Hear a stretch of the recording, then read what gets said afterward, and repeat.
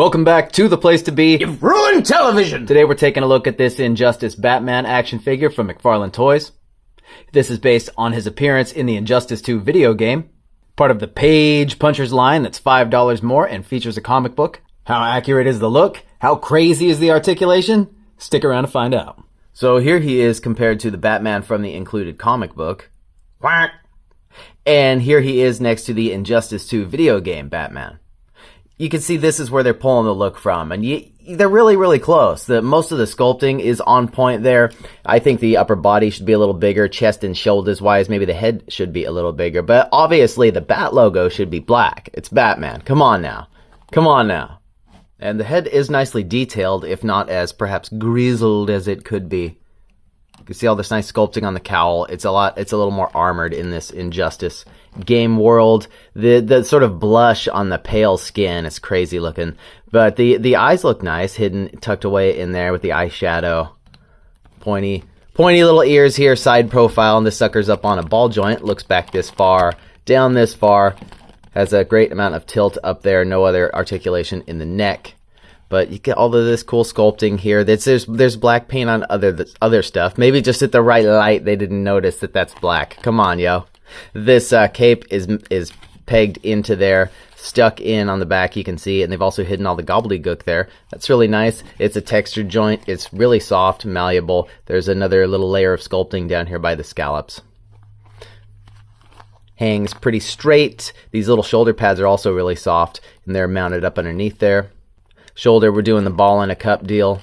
It's the little cup joint there is textured. It's almost like a butterfly, but it's not, because the shoulder is just socketed in there. I think this just sort of covers the gap, depending on the way you push it. So it'll come forward like this, back like this. Comes up all the way, rotates around all the way. And there's no worry if you miss, because the ball is on a string and attached to the cup. Ball in a cup. So it's also got this bicep cut here that's sculpted really well into the thing, but it still allows it to turn on there. So that is cool. I like that. You get this nice armored look here with sort of the sheen on the outer gray pieces and a matte finish on the inside here with some black, some more sculpted detail. Gray pin in the black breaks that up a little bit, but he's got these nice shaped charges here for his wrists. It's similar to a ball joint, but it's like sculpted. It's part of the sculpt. It doesn't break it up as bad. I really like those. That's happening on more and more of the McFarlane figures. Little spikes on the back of the gauntlet here, and these are pretty soft. Double jointed elbow. This is like, that's the most traumatic part of the whole thing. What is that? What is happening here?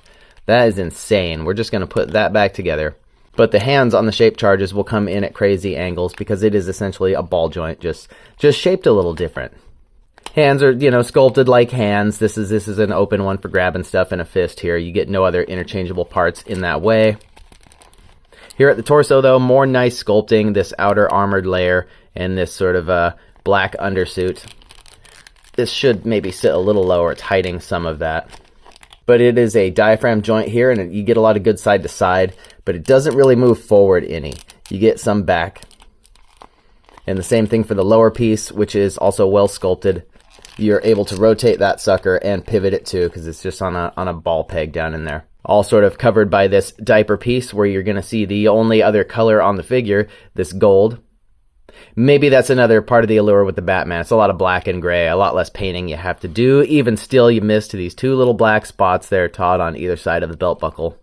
How that should be. This little diaper piece. It is one of the less offensive ones overall, I think.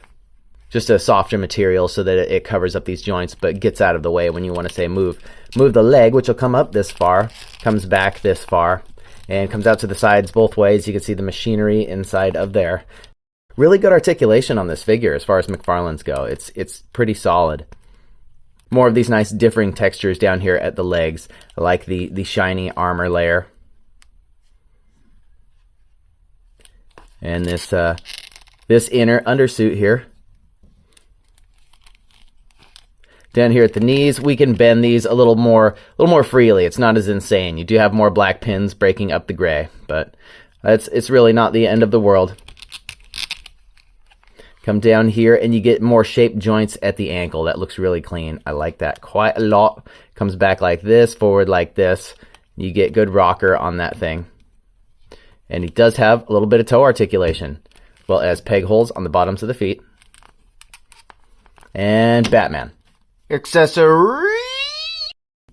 He gets a pair of batarangs, styled like the game, sculpted nicely with that extra detail you almost don't notice.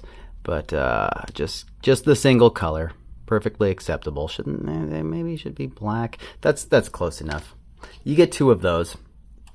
And you get the figure stand. Always appreciated. I know we just did de facto. It's fine. A little stamped DC logo and this sucker on there. But nice to have. Nice to have.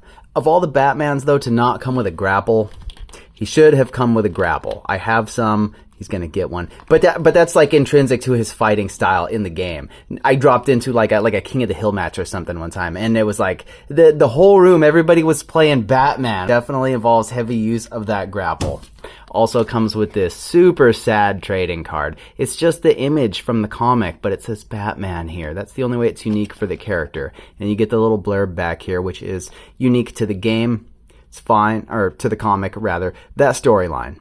It's all tied together. I would highly recommend this comic series, by the way. The original Injustice, starting from the beginning. Tom Taylor was writing it, and each year is basically its own arc. So taking a brief look at the comic, I don't want to spoil the contents of it or the overarching Injustice story for anyone who hasn't gone there, as I think it's quite enjoyable. All 4 of the figures in this wave come with the same book, which is kind of a shame, but you know, how about a little peek inside here? You never liked me much, did you, Bruce? We're both well-to-do business guys with a vigilante side hustle, but I always kept it loose, while you were always all about control. No, I never liked you because you laughed your way through it all, Ollie. You're a clown, and I hate clowns. Checking the height on our McFarlane Toys DC Multiverse Injustice Batman, he stands about 7 1/4 inches to the top of the ears. For comparison, we have the Injustice 2 versions of Green Arrow and the Flash. Batman's a little on the small side here, but that Flash is just some weird lumpy mess all day. Throwing out a couple other Injustice figures, we have Eobard Thawne, the Reverse Flash, and Gorilla Grodd. Here he is next to the recently reviewed Last Ronin and the mainline Superman. Here he is next to the NECA movie Raphael and the Mezco Wolverine. Finally, next to McFarlane's own Mortal Kombat 11 Spawn and the Marvel Legends Morning Coffee Mostly Bucky Cap Deadpool. So the thing is I only paid about half price for this figure, so I'm pretty happy with it. Glaring flaws in my opinion, though, are that Bat being gray, and him not coming with a grapple, and that whatever happens to the elbows if you're twisting him that way. But otherwise, it's a pretty solid representation of an Injustice Batman figure. And there's not any other offerings. There's a much older one from, I think it was Hiya Toys, and those were weirding me out back in the day. I was buying the Marvel stuff, trying to keep it trim and slim and proper, and those were like $20 a pop, but they were definitely kind of cool looking. But anyway, I mean, this is the first rendition of this. Kind of funny. It's the special versions that come packed with the comic book, and he's based on the video game. But it was the way they were all tied together, and it was legit on both ends. NetherRealm Studios games, comic series written by Tom Taylor, later Brian Buccellato. But you get to see Superman take on the whole Green Lantern Corps and stuff. A lot of fun. Plus, alternate reality tropes and solid writing for some of it. And as far as articulation goes for a McFarlane figure, this is one of the, good ones, I'll say, over here. Look, I'm pretty happy with my purchase and would recommend this figure for the right price as long as you're willing to bring your own paint.